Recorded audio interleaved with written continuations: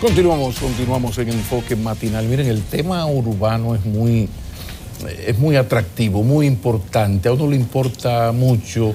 Yo siempre he criticado que Santo Domingo es una ciudad diseñada para conductores y no para peatones. Entonces me parece que todo un lujo, muy apropiado que podamos hablar con un urbanista, arquitecto de las luces de Marcos Barinas y Uribe, sí, de los Uribe de San Cristóbal. Hablemos de la ciudad. Bienvenido, Marcos. Gracias por la invitación.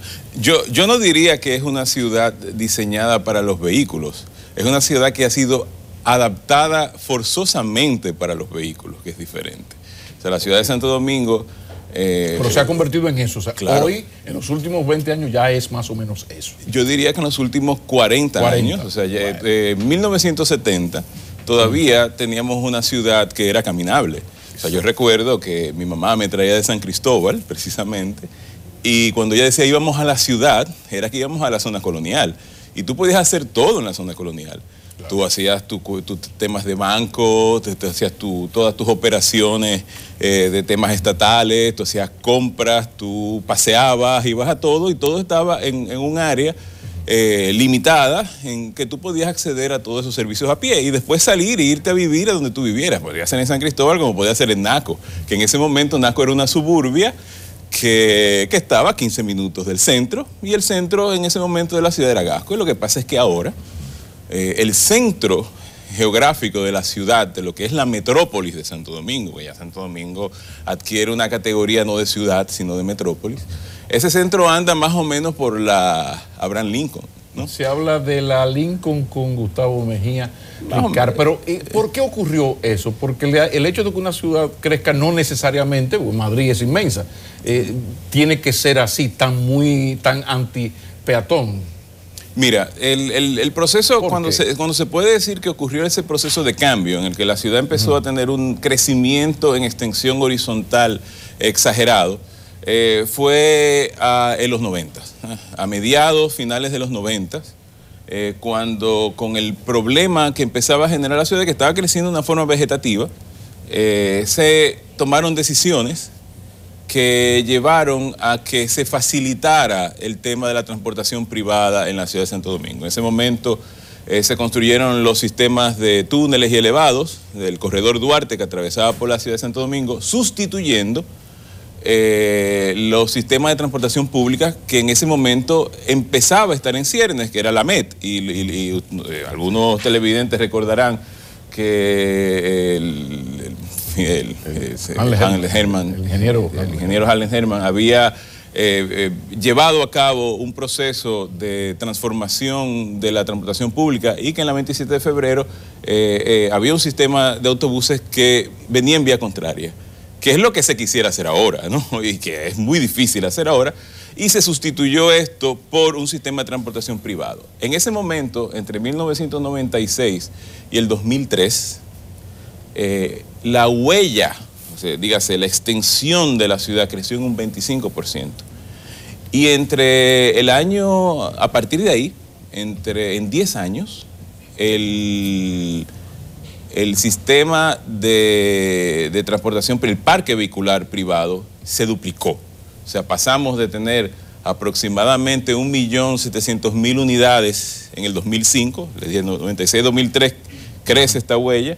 En el 2005 la cantidad de vehículos que existían en el país era de 1.800.000 unidades y pasó a 3.600.000 en el 2015, en 10 años. O sea, se duplica el parque vehicular. El parque vehicular no se duplica porque sí. Las políticas públicas llevan a que este tipo de situaciones se crean, llevando de alguna manera a que no solamente crece el parque vehicular, sino también crecen los impuestos. La mayoría de los impuestos, el 30% de los impuestos que recauda la DGI, tiene que ver con los tenedores privados de vehículos. Y de ese 30%, el 20% está destinado a los impuestos de la gasolina, ¿no? Ahora, una sociedad no se puede soportar en recibir esos recursos de una manera tan directa, sino que tiene que pensar en el futuro. Y por tanto, el Estado realmente ha estado pensando en el tema de la transportación pública y de la movilidad en la ciudad. Y la manera en que ha respondido al tema de la movilidad ha sido con sistemas masivos de transporte de poca cobertura, muy eficiente, el metro, tanto el metro como el sistema de teleférico, son sistemas muy eficientes, pero de muy poca cobertura. O sea, el metro y el teleférico juntos no llegan a hacer una cobertura ni siquiera del 15% de la ciudad de Santo Domingo. El resto de la ciudad tiene que buscar otro medio de transporte, dígase. Si tú buscas las estadísticas del censo, en hogar específicamente, te va a decir que solamente el 25% de los hogares del Gran Santo Domingo tienen algún tipo de vehículo privado. El 75% del resto de los hogares del Gran Santo Domingo tiene que buscárselo de alguna forma en la calle, ¿no? Tiene que buscar algún tipo de transporte para poder acceder a su lugar. Yo soy de lo que considero que uno de los logros mayores que ha tenido este gobierno como inicio no es el teleférico ni es el haber continuado la línea 2 del metro, es el sistema integrado de transporte. Porque el sistema integrado de transporte es lo que permite que de alguna manera estos sistemas de transportación masiva puedan tener un poco más de cobertura. ¿Tú te refieres a las rutas alimentadoras? No. El sistema integrado de transporte, las rutas alimentadoras podrían ser parte del sistema integrado de transporte.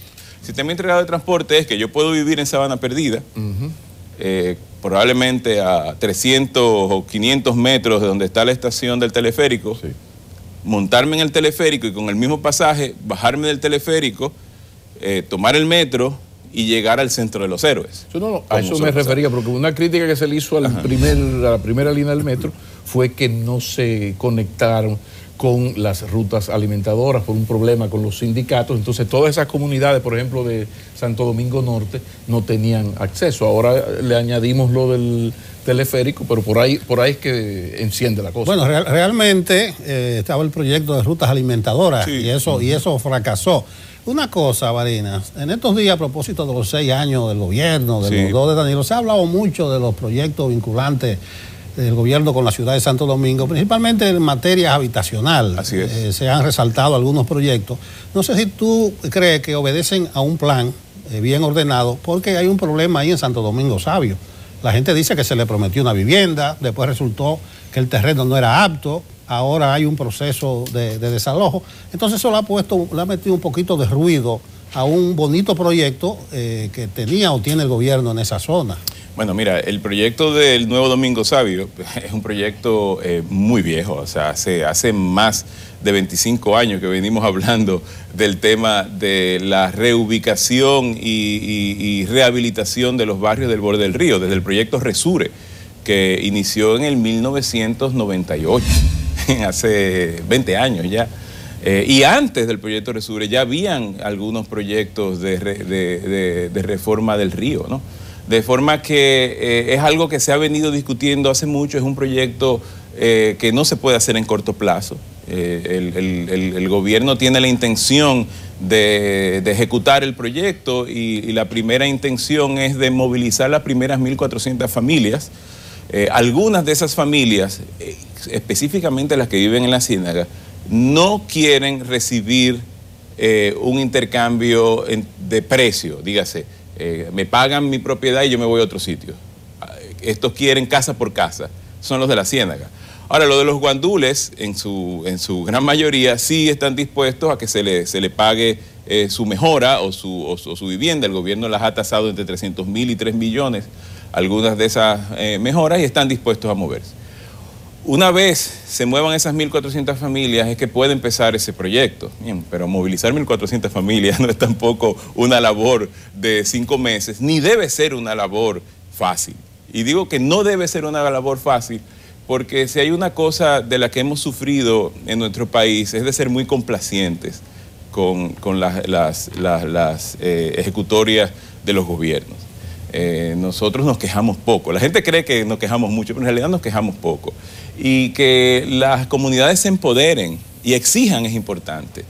El problema es cuando las mismas comunidades empiezan a contradecirse unas con otras y se crean estos ruidos muchas veces porque hay grupos que quieren aprovecharse de la situación, como se dice, para pescar en ríos revueltos y por tanto podría generar un ruido que desvía de las intenciones originales del proyecto. Pero tú respaldas ese tipo de proyectos, como en la Nueva Barquita. Eso es lo que hay que hacer en las riberas de los Ama, proyectos habitacionales o de ese tipo. La Nueva Barquita no es el modelo, no debería. Bueno, cualquiera puede asumirlo, pero no debería ser el modelo a seguir en Domingo Savio, porque la Nueva Barquita, un excelente proyecto de desarrollo urbano físico, pero son viviendas que no pueden ser catalogadas como viviendas sociales por el alto nivel de subsidio que tienen. O sea, el costo de una vivienda de la Barquita es bastante alto. Cuando lo comparas con los costos a los que debería llegar. De hecho, los apartamentos son bastante grandes. El tipo de proyectos que se debe de gestar en el área de Domingo Savio son proyectos más integrales, son proyectos que permiten entender que la problemática de la vivienda, no solamente en los centros urbanos de la República Dominicana, sino en toda la República Dominicana, no se debe limitar a la provisión de vivienda nueva. El déficit de nuestra sociedad no es tanto de nueva infraestructura, es un déficit de planificación. Es un déficit que necesita ver la parte cualitativa de la manera en que vivimos, no solamente desde el punto de vista de la vivienda en que vivimos, si está en buenas condiciones y si tiene los servicios necesarios, sino también de los servicios urbanos y de los espacios urbanos que complementan a esas viviendas. Por tanto, un proyecto como el del Nuevo Domingo Savio, que ha sido planificado de una manera, una cosa es lo que tú planificas y otra es lo que ejecutas, ha sido planificado de forma integral. Se ha pensado en conectar el barrio a la ciudad, en establecer hasta qué punto son seguras esas viviendas en momentos en que puede haber ciertos niveles de inundaciones, de crecimiento del río o de deslizamientos y demás, y se ha planificado ciertos temas importantes sociales, además de los ambientales. Por tanto, el tema de hacer buena provisión de vivienda en la República Dominicana, otra vez, está más vinculado a la calidad y la cualidad de los espacios públicos y de los sistemas de servicios que complementan las viviendas y no tanto solamente el hecho de contar 1, 2, 3.500 viviendas nuevas, que eso no le hace ni cosquillas al déficit habitacional. Y el modelo Ciudad Juan Bosch, ¿eso es replicable? ¿Cómo tú valoras lo que está ocurriendo con Ciudad Juan Bosch y la participación del sector privado? Sí, qué bueno que hiciste esa pregunta porque son dos visiones totalmente diferentes de cómo aproximarse a la vivienda, al problema de la vivienda. Por un lado está la prohibición de vivienda social, que siempre va a haber subsidio en la vivienda social, siempre, ¿no? Luego hay que tratar de reducirlo el mismo, pero siempre va a haber subsidio. Por un lado está la vivienda social y otro está la provisión de vivienda a sectores más pudientes, la clase media baja, que son quizás los que sufren mucho más el problema de acceso a la vivienda. En el caso de Ciudad Juan Bosch, la Ciudad Juan Bosch surge como un nuevo modelo inmobiliario, en este caso, que es el del fideicomiso. O sea, existen los fideicomisos públicos y los fideicomisos privados. En estos momentos hay muchos proyectos de vivienda de bajo costo que se están haciendo bajo el esquema del fideicomiso, algunos privados y otros públicos. La Ciudad Juan Bosch es un ejemplo del fideicomiso público. Es un fideicomiso en el que se alía el Estado, con el sector privado, donde el gobierno provee la tierra, pero también provee los servicios.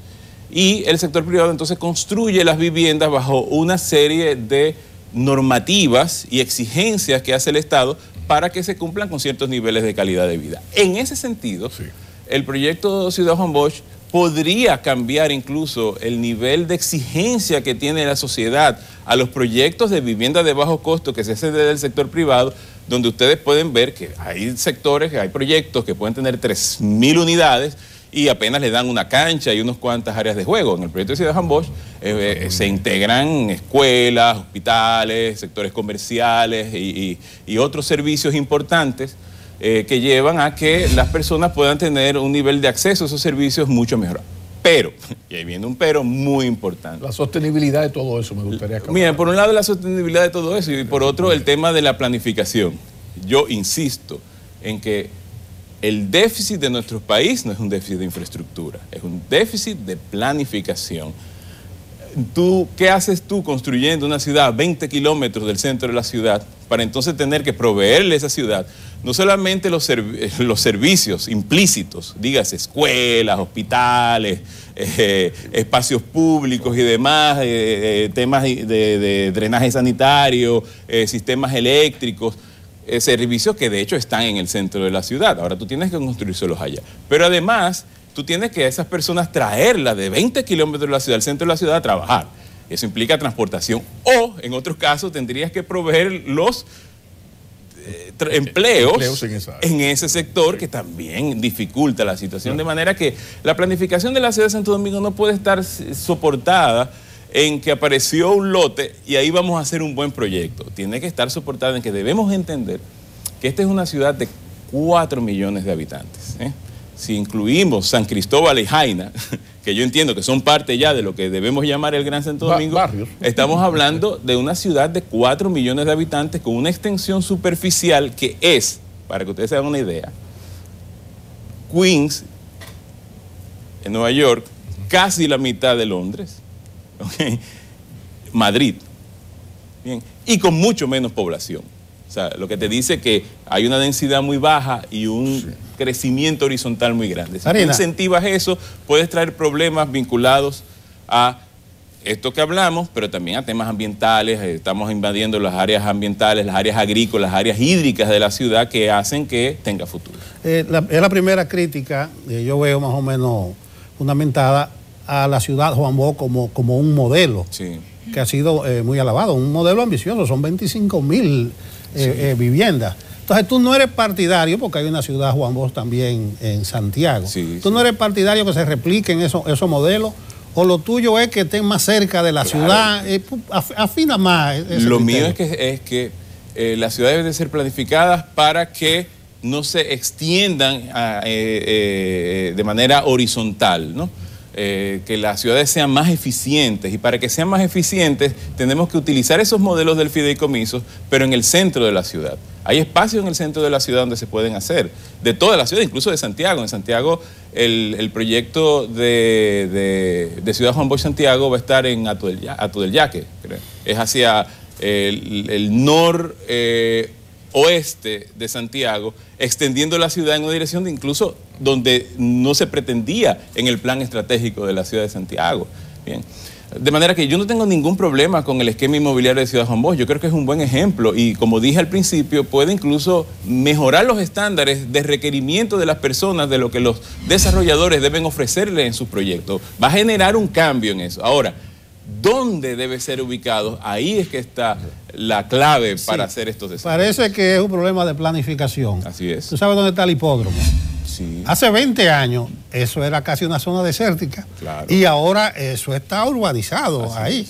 Entonces parece que no es acercar la ciudad Juan Bosch a la ciudad, sino que la ciudad se está acercando a la ciudad Juan Bosch. Probablemente a la vuelta de 15 o 20 años la ciudad Juan Bosch esté ya en la vorágine citadina. No, yo creo que vas ahora y te das cuenta de que está creciendo. Hay muchos proyectos inmobiliarios desarrollándose en el entorno de la ciudad Juan Bosch, precisamente atraídos porque el gobierno está invirtiendo allí y está creando servicios allí. Pero los servicios que está creando el gobierno no necesariamente han sido planificados para todo el entorno. Esas 25.000 unidades de lo que usted habla, para que usted se haga una idea de lo que es el proyecto de Ciudad Juan Bosch, es más población que muchas provincias de este país. Bauruco y la provincia de Hermanos Mirabal no tienen la población que tendría la ciudad Juan Bosch cuando esté hecha. Y piense en lo que es una provincia, en términos de lo que se le brinda a una provincia y la manera en que se administra una provincia. Entonces, y no digamos de los barrios. O sea, Ciudad Juan Bosch, 25.000 personas por 3.7 más o menos, que es el promedio de familia. Estamos hablando de casi 100.000 personas que van a vivir allí si se completa el proyecto.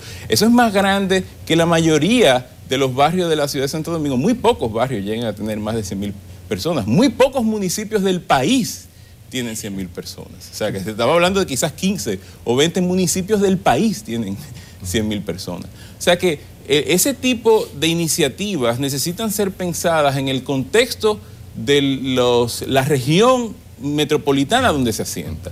O sea, no se puede pensar en Ciudad Juan Bosch como si fuera una ciudad satélite. Primero, porque las ciudades satélites es un concepto de los años 70 y 80 ya obsoleto.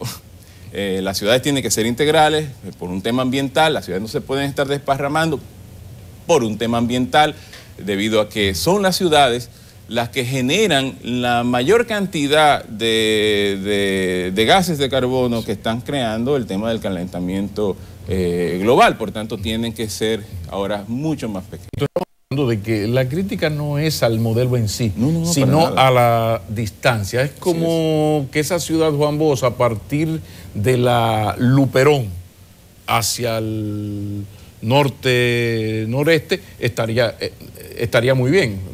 Donde estaba el periódico El Siglo, por ejemplo, donde estaba el aeropuerto, por ejemplo. Bueno, si a partir de ahí eso está en la ciudad, pero en las afueras, pero no a 20 kilómetros. Claro. Esa sería la crítica. Por supuesto, esa es la crítica, y no es la crítica mía, es la crítica de la mayoría de los profesionales que tienen que ver con el tema de la planificación. Y no entrará el costo de los terrenos. Mira, sí, por supuesto. Porque mira, ahí uno de lo los mismo donde está Ciudad Juan Bosch que el dinero que cuesta. Mira, lo que pasa es que los costos, tú no puedes asumir los costos directos solamente. Tienes que pensar en los costos indirectos de un proyecto de esta envergadura. Si bien unos terrenos en el centro de la ciudad o más cerca de la ciudad, no estoy diciendo que no es que lo hagan en los próceres con Kennedy. Carrefour, Oleva. O sea, si tú lo vas a hacer en terrenos más cercanos de la ciudad, es seguro que los costos de los terrenos sean mayores, pero ahí tienes la infraestructura. Ya tienes infraestructura de transporte, tienes infraestructura de mucho tipo que no necesitas construir la nueva. No tienes que mandar una carretera hacia allá, ni tienes que construir sistemas de transportación públicas costosísimos para movilizar 100.000 personas al centro de la ciudad. O no tienes que entonces planificar todos los empleos y demás que tienes que hacer para que entonces ese proyecto empiece a tener sentido de aquí a 20 años, ¿no? Esos son los costos como se planifica la ciudad. La ciudad no se puede planificar a 4 años. O sea, tú no puedes pensar en Ciudad Juan Bosch con un proyecto de 4 años. Bien, mira lo que ha ocurrido. ¿Cuándo se empezó a construir Ciudad Juan Bosch? Se empezó a construir, empezó en el 2012 el proyecto. Estamos en el 2018 y hasta ahora se han vendido 4.000 unidades, pero solamente no se han construido 2.000 todavía. Y eso no es malo, cualquiera podría utilizar eso como una crítica al gobierno. No es una crítica al gobierno, el gobierno ha cumplido con su parte. El gobierno ha hecho la infraestructura. Incluso Danilo criticó a las constructoras, a los ingenieros, claro, por los retrasos que están incurriendo. Por supuesto, es que una ciudad no se construye en 2 años, una ciudad se construye en 20 años. La planificación que usted hace ahora, o lo que usted ve en la ciudad ahora, es un resultado de las políticas urbanas que se asumieron hace 20 años. O sea, que la ciudad que nosotros vemos ahora, con los tapones, con la alta concentración de vehículos en el centro, es una consecuencia de lo que se planificó hace 20 años. Eso es 1998, cuando se empezaron a construir los elevados. Precisamente, ¿qué valoración tú tienes? Porque hay un momento en que el Estado se va por túneles y elevados. Pasaron 20 años de eso. Sí. ¿Cómo tú evalúas ese tipo de modelo que fue el que utilizamos? Precisamente. Ciudad Juan Bosch se posibilita precisamente porque el sistema del Corredor Duarte hace muy fácil que tú, en un vehículo privado, o sea, tú tienes que tener un carro, tú puedas venir del centro de la ciudad y llegar a 20 kilómetros de la ciudad y llegar a tu destino. ¿Qué es lo que pasó en Estados Unidos durante una época, en los años 50? O sea, se posibilitó esto y empezaron a crearse todas estas suburbias, ¿bien? Ahora, nosotros debemos pensar en que nuestra ciudad no se puede dar el lujo de comprometer sus recursos agrícolas, sus recursos ambientales y sus recursos hídricos en pos de no planificar el futuro. Bien, entonces si seguimos empujando la ciudad en su crecimiento hacia las áreas más ricas de la ciudad, dígase, la área noreste de la ciudad, donde está Guerra, donde está Boca Chica, donde es la zona agrícola y donde están los recursos hídricos más importantes de la ciudad de Santo Domingo. Lo mismo, por ejemplo, en Santiago. Santiago no es muy diferente lo que ocurre en Santiago. Hay un crecimiento de la ciudad de Santiago, por un lado, hacia Cienfuegos y a Todo el Yaque, donde se va a hacer el proyecto de Ciudad Juan Bosch, pero también al revés, hacia Moca. Ese crecimiento de Licey al medio hacia Moca está comprometiendo las áreas agrícolas más preciadas de la República Dominicana. ¿En pos de qué? De algunas cuantas viviendas para gente de ciertos recursos altos. Mira, no podemos comprometer eso. Santiago tiene que planificar para no perder esos recursos y la planificación de la vivienda y la planificación del transporte, sobre todo el transporte público, es fundamental para rescatar el futuro de esa ciudad y hacerla más sostenible. Ustedes hablaban de túneles y elevados. Me llega a la mente la avenida Luperón. Hay gente que dice, ay de la capital si a Balaguer no se le mete en la cabeza hacer la Luperón. Uno lo ve ahora con cierta lógica. ¿Qué tú crees que le hace falta en materia vial? Porque parece que todo está cubierto, la circunvalación Santo Domingo, corredor Duarte, que se paró el de 27 de febrero por lío con Odebrecht. Si a ti te pidieran una sugerencia en materia vial, ¿qué le haría falta a la ciudad de Santo Domingo? ¿En materia vial? Sí. Nada. Esta ciudad no tiene problema de infraestructura. Esta ciudad tiene problema de planificación. Esta ciudad lo que necesita es transportación pública, masiva y eficiente, a costa de todos los que anden en transportación privada. Y aplicación de la ley sería aplicar eso con, no voy a decir la palabra. Pero lo pensaste, Pero lo pensé, sí, y ustedes también. Y todo el mundo sabe, sigue. Yo le llamo jardines colgantes de Babilonia. Teniéndolos y arriesgándote a que te van a odiar por 4 o 5 años, pero dentro de 10 años las cosas van a estar Ya lo resueltas. dijiste, el problema es que aquí cada 4 años hay unas benditas elecciones que ganar. Es así. Arquitecto y urbanista Marcos Marinas y Uribe nos ha acompañado. Muchísimas gracias. De esto se trataba. Continuamos en Enfoque Matinal.